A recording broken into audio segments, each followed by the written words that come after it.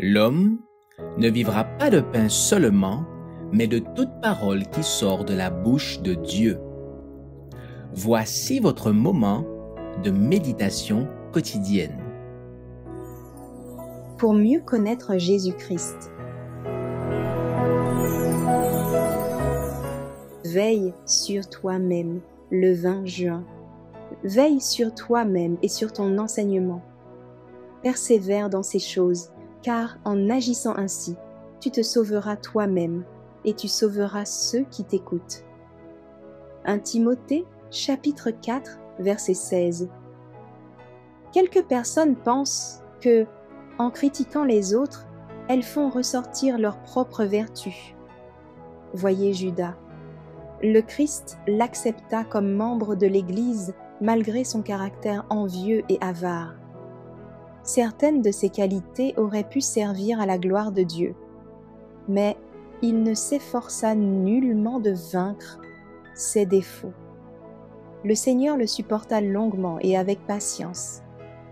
Il reçut les mêmes leçons que les autres disciples et serait rentré dans la bonne voie s'il avait voulu en faire son profit.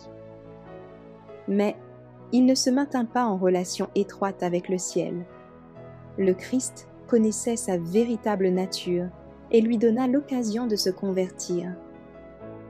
Jésus appela Jean à le suivre, non parce qu'il le voyait exempt des faiblesses humaines, mais parce qu'il savait pouvoir s'attacher ce cœur plein d'amour. Jean, surmontant les défauts de son caractère, allait devenir une lumière pour l'Église. Quant à Pierre, Jésus savait qu'il redresserait certains traits défectueux de son caractère et qu'il hériterait des promesses de Dieu.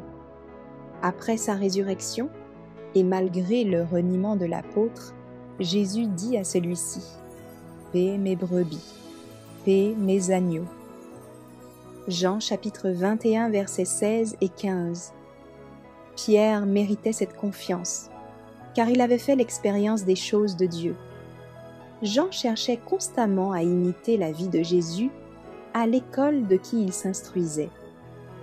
Le Christ donna à ses disciples leçon après leçon afin de leur faire connaître la volonté du Père et de leur permettre de devenir la lumière du monde. Jean et Pierre furent des hommes loyaux. Ils avaient reçu des leçons, ils les avaient comprises et avaient obtenu la victoire. Malheureusement, ce ne fut pas le cas pour Judas. Il vit ses fautes, mais au lieu de les corriger, il se justifia lui-même en accusant les autres et s'endurcit. Paul écrit à Timothée : « Veille sur toi-même », c'est-à-dire recherche Dieu d'abord pour toi-même. Que chacun de nous s'examine lui-même et veille diligemment sur sa propre âme afin d'être en exemple à ceux que nous serions tentés de critiquer.